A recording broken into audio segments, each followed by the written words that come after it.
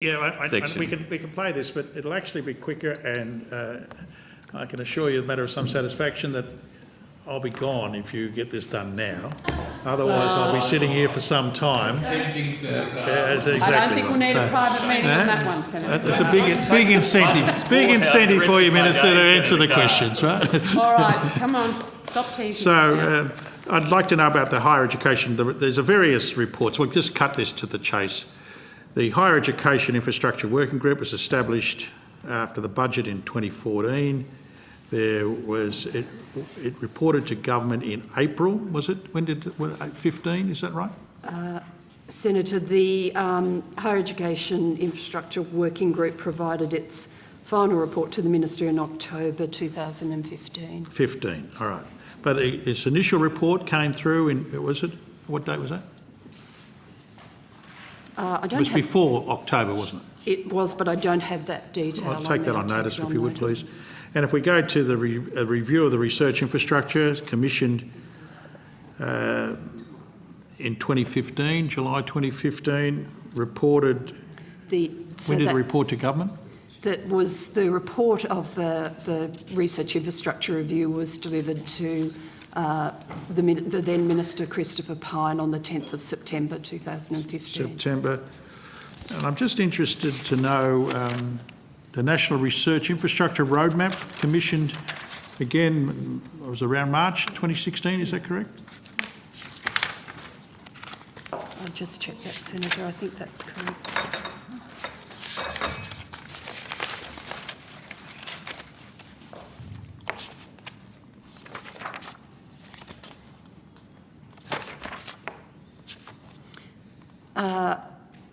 It was in March. I don't have a specific date. And then the expert working group that was appointed to assist the chief scientist was publicly announced on the 23rd of March. Yes. Sorry, what date was that, March? The expert working group was announced on the 23rd of March. Yes, but when did it report? The National Research Infrastructure Roadmap is under consideration by the Minister at the moment. No. I understand the government hasn't announced a response, but when did the report, was it presented to government? The Chief Scientist's Office provided the roadmap to both our Minister and the Industry Minister on the 24th of February. Thank you.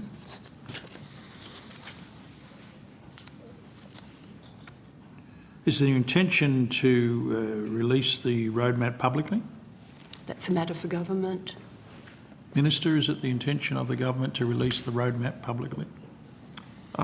Senator Carr, I imagine that it will be. The draft roadmap was released for public comment. So the final report that's delivered on the 24th of February, you expect that'll follow up? I would anticipate so. How many submissions were received as part of the consultation process?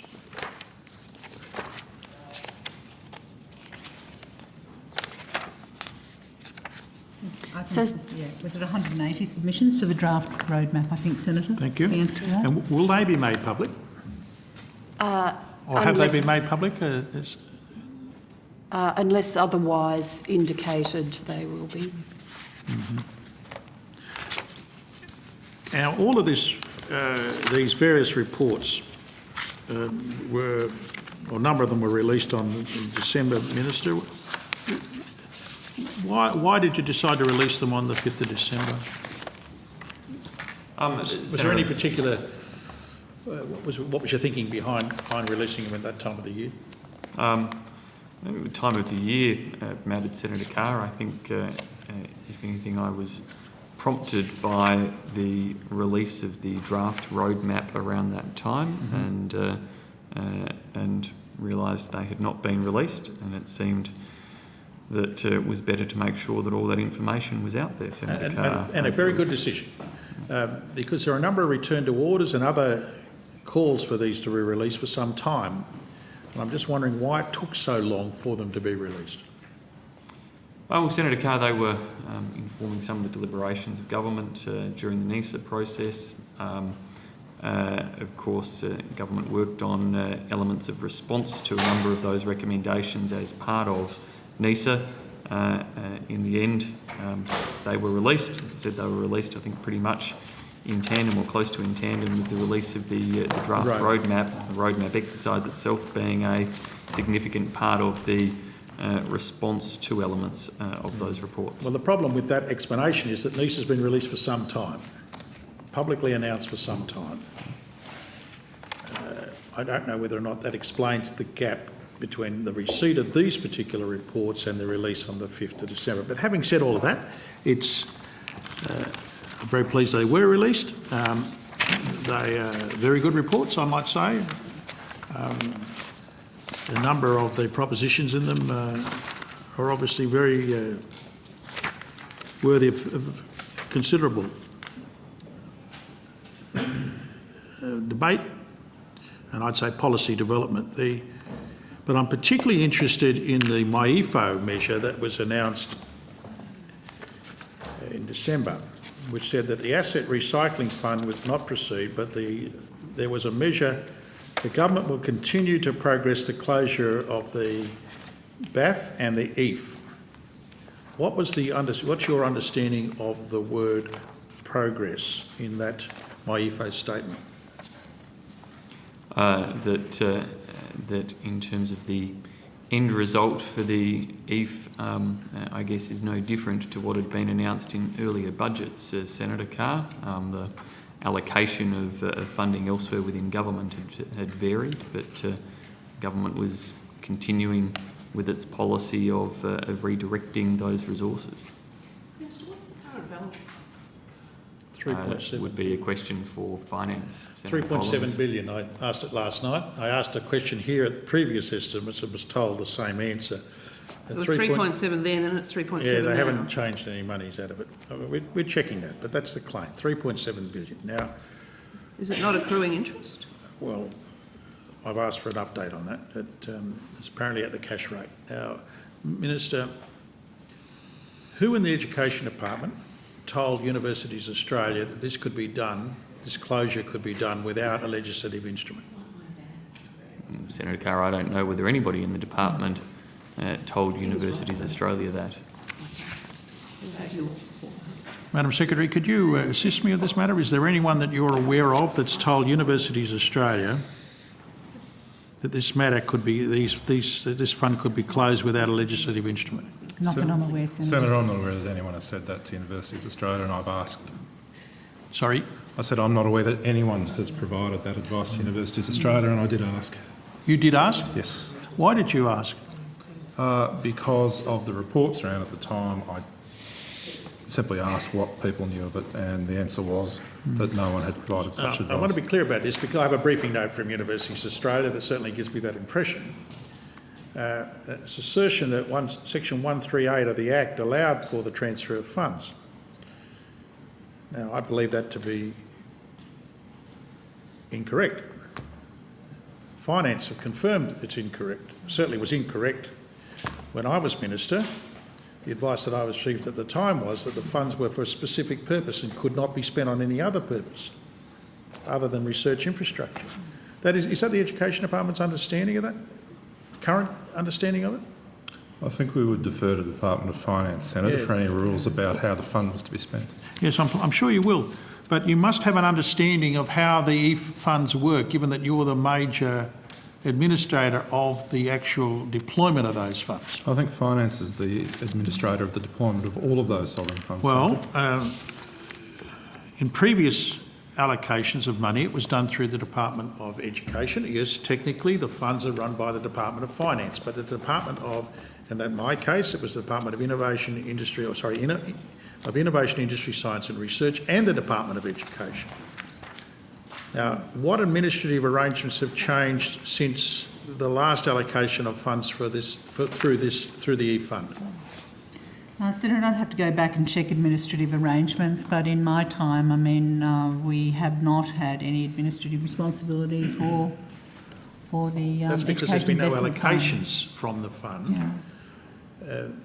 No grants since I'm saying that in the previous, when the last set of allocations were made, the two responsible departments were the Department of Education and the Department of Innovation, Industry, Science and Research. The two ministers responsible, in that case, from my direct experience, was myself and the Deputy Prime Minister when the initial arrangements were made. And you're saying that that arrangement's now changed? If there were to be allocations, you wouldn't be administering them? Well, that's a hypothetical question, Senator Carr. If there were to be allocations, we can certainly look at whether there are clear guidelines or provisions in the Act that might stipulate that. But Right. as you rightly pointed out before, Senator Carr, there have not been recent allocations. That's right. So the department is advising this committee that no one in the Department of Education has provided advice to the Universities of Australia that funds could be transferred out of this account without a legislative instrument. We're saying we're unaware of any such advice. You're not aware. provided by anyone from the That's department. a straight, clear question, straight, clear answer. Has the department received any queries from the Universities of Australia or any other stakeholders in regard to this matter? Not that I'm aware of, Senator, but I couldn't be definitive. Will you take that on notice? In regards to that specific matter of Yeah, in the regard transfer to of the funds, operations. Senator Carr. Let me say, I'd like to know information in regard to the specific advice that's been asserted. You're saying didn't happen. I'd like to also know in regard to the operationalising of that provision of the my EFO statement from, yes, I know that was an old expression, but my EFO initiative of 15/16, December. Has there been any correspondence, any queries, any emails, any form of communications in regard to the implementation of that measure? I'll have to take it on notice, Senator. Thank you. And can any such correspondence be provided to the committee? Again on notice, Senator. Now, is it your understanding that any other clause, I've mentioned 138, 148 might be, for instance, any other clause within the current Act allows for the transfer of education investment funds to the Disability Care Australia Fund special account? Again, Senator, we would defer to the Department of Finance. Yes, no, I understand that. I've already asked the Department of Finance, as you'd expect I would. I would like to know what your understanding is. It's not something I have had to deal with, Senator, so again, Will you take that on notice? I will take that on. We can take it on notice, Senator Carr, but as you would appreciate, the administrative orders usually stipulate a department being responsible for an act, and in this case, the All right. Department of Finance is the Okay. responsible Are department. there any outstanding payments due under the EF? Yes, Senator, there are. Who makes those payments? My area within the department will make those. Not the Department of Finance. Thank you, Ms Howard. Or you do advise finance. Oh, we advise, sorry, I should correct that. We advise, but we're responsible for the contracts under which the payments Yes, are made. you manage the contracts, right? And which went to my previous set of questions. That hasn't changed. No, that hasn't changed in terms of management of existing contracts under previous allocations. What are those payments that are outstanding? I only have a total figure, so I'd have to take that on notice you. in terms of detail and payments. And were the project providers, universities, I think it's mainly universities, it's not entirely universities, there's some TAFE colleges there, I understand as well, but they're predominantly universities. With any form of documentation required to finalise payments Sorry, is any form of documentation from the required universities, from those the, entities? Yes. the contracted parties? Yes, under our standard contracts, I couldn't tell you the detail of particular projects, Thank you. but under standard Commonwealth Government contracts, we require milestone and progress payments and final payments, and as is usual practice, as is usual practice, payments are tied to the receipt of progress, milestone and final reports. Ms Hart, what's the total figure outstanding? The total, I'll have to take that on notice, I'm afraid. I don't have that in front of me. Thank you. Sorry, I thought you said a moment ago you'd have to take on notice the detail, but that you had a total figure. I have a total allocation figure, but I don't have a total outstanding payments Okay. So figure. what's the total allocation? In 15-16, it was 55745. 16-17, 22593. 17-18 is 2000. Thank you. Now, has there been any evaluation undertaken to this program, whether to the whole program or individual rounds of the program? Not that I'm aware of, Senator, but I'll take Take that on notice, and thank check. you. According to, my reading of the Clark-Bradley review suggested that there had not been. Has there been any recent commissioned reviews that have yet to be completed So recent commissioned reviews. of these rounds of EIF funding? Well, I think Ms Hart just took that on notice in terms No, of evaluations. no, outstanding reviews, old reviews. I want to know if there's, since the Clark-Bradley review had been published, which suggests to me that there has been no review of this, I wonder whether the department had then taken some action to undertake some reviews. We'll take that on notice, Senator. You don't know that. I personally It would have to be don't know. fairly recent. I mean, your memory can't fail I'm you. unaware of any personal, Yes. Senator.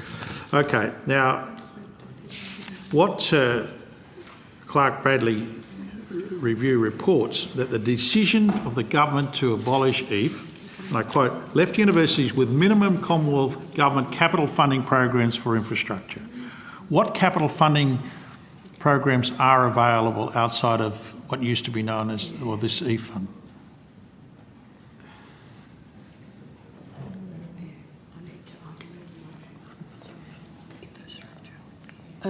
Senator, so beyond the portfolio, Well, if you're trying to run a university in this country, what support can you expect from the Commonwealth for research infrastructure? Well, Senator Carr, there's obviously funding provided in terms of the operation of research infrastructure through the NCRIS. There's obviously significant funding provided by the Commonwealth. I think the figure I used in a UA speech this morning, in totality of around $16.5 billion in payments to universities. Over 10 years. The Higher Education Infrastructure Working Group recommended that, or found that there was certainly capacity within universities' own operations to fund capital investment. No, I've asked a specific question about the Commonwealth's contribution. You've referred to NCRIS. Is there any other source of capital funding in the Commonwealth currently in the Commonwealth budgets? We'll For take it on research notice infrastructure. to look across departments as a whole of Commonwealth activity. Is this department responsible for research funding? Well, this department is responsible for research in a certain context. Obviously, other departments, notably health, have very significant research portfolios as well. But the review said left universities with minimum Commonwealth government capital funding programs for infrastructure. Is that correct? On the Higher Education Infrastructure Working Group of Mr Clark and Emeritus Professor Bradley found certainly that there were opportunities and means for institutions to fund and finance their own capital I investment. see. So it's your expectation that the university should fund it themselves? Well, Senator Carr, that is open to universities who certainly seem to have a lot of capital investment underway around the country. I see. Senator Carr, can I just hold? We've just had a recording device put near our witnesses, so I just want to make sure it's all being recorded and broadcast everywhere anyway.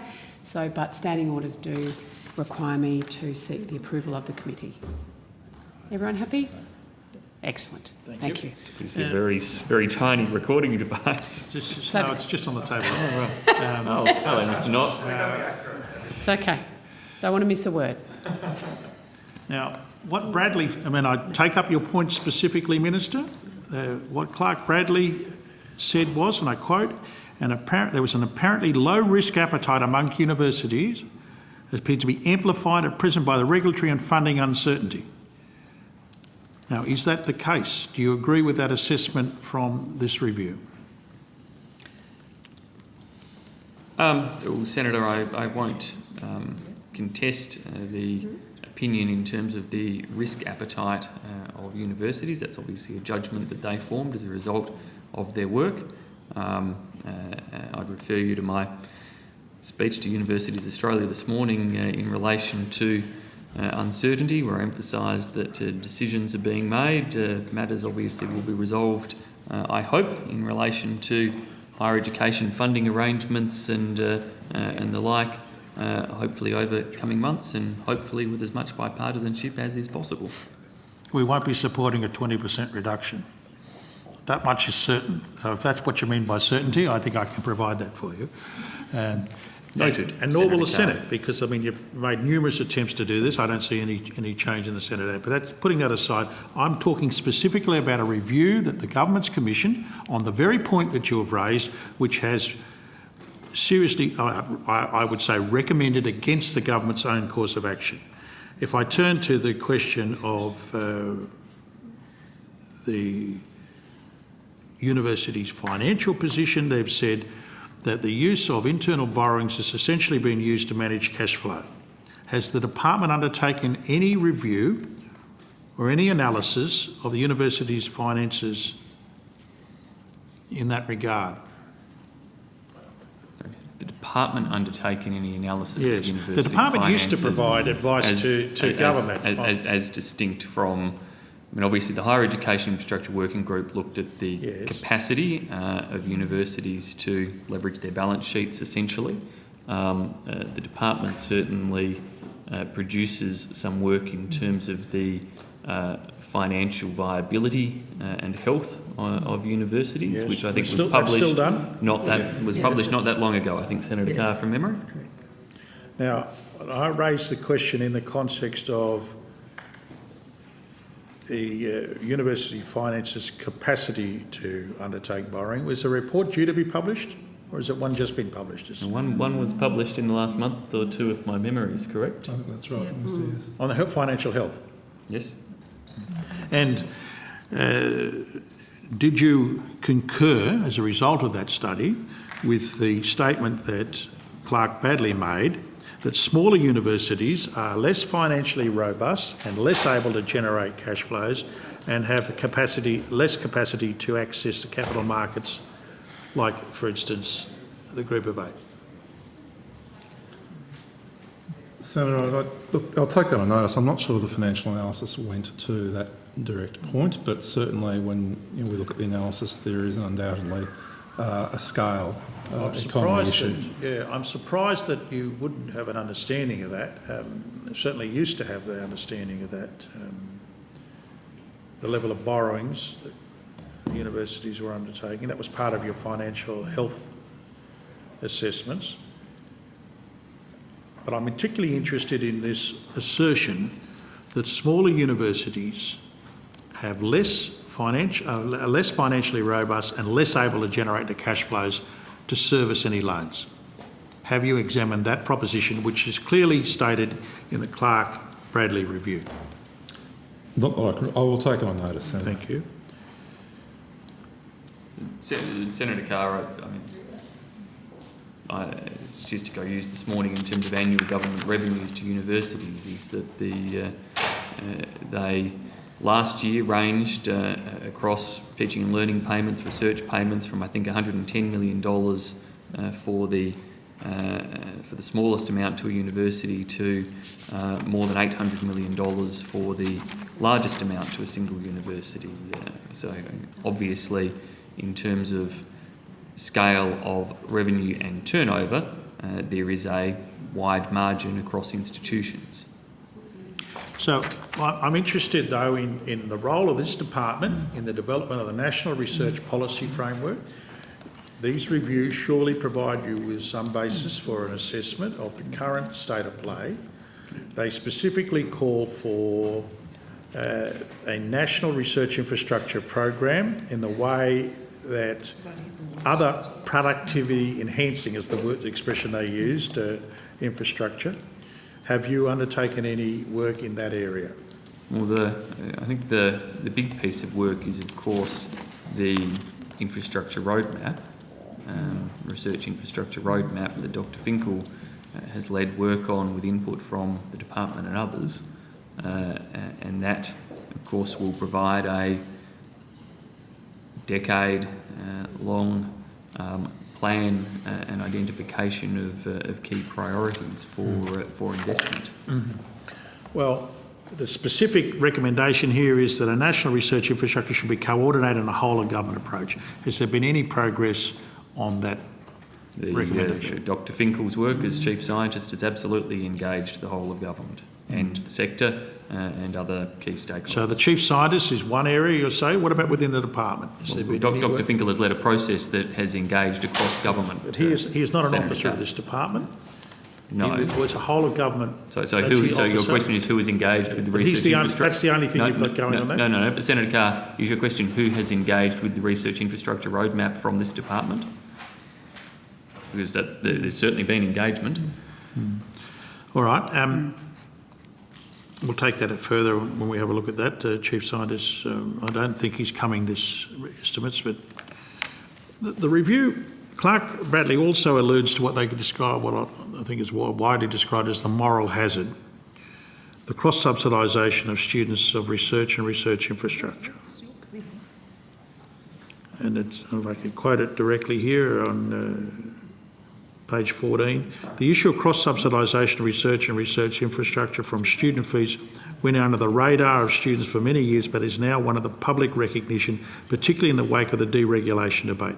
The working group cautions against the over-reliance on the assumption that students will accept any level of cross-subsidisation of research and research infrastructure from their tuition fees on the basis of enhancing the prestige of their degrees. Is that would you accept that proposition, Minister? Senator Carr, I think the government will be mindful of those factors in its response to the research infrastructure roadmap, and consideration as to how the findings of that roadmap are funded. Tell me any other government of equivalent country, or such as Australia, where the national government does not contribute to supporting research infrastructure. Senator Carr, I'll take that on notice and Appreciate it if you would, well, because this is a proposition that comes through all of these reviews, the central role of the Commonwealth in providing the research infrastructure funding arrangements. And that's what I'm concerned about, the apparent lack of funding source for the research infrastructure in this country. Senator Carr, the NISA last year provided a decade of certainty in relation to the Thank you. funding support for INCRIS, Yep. and that was an important Yeah. step forward in that space in an area where certainty as such had not been there previously. Yeah, well, we could go at some length about how modest those contributions were, given that this government's taken $3 billion out of the innovation programs. That was a program that involved the replacement of $1 billion. There's $2 billion deficit. And I'm looking to find other sources of funding for research infrastructure in the current arrangements. You mentioned something in the medical area. What is the source of funding that universities can look to, and I might say other research agencies, for research infrastructure outside of the medical area? You'll take that on notice, perhaps provide that. Look, we'll take Thank you it very on much. notice, Senator Carr, but as I said, there will be a response to the research infrastructure roadmap. Someone else?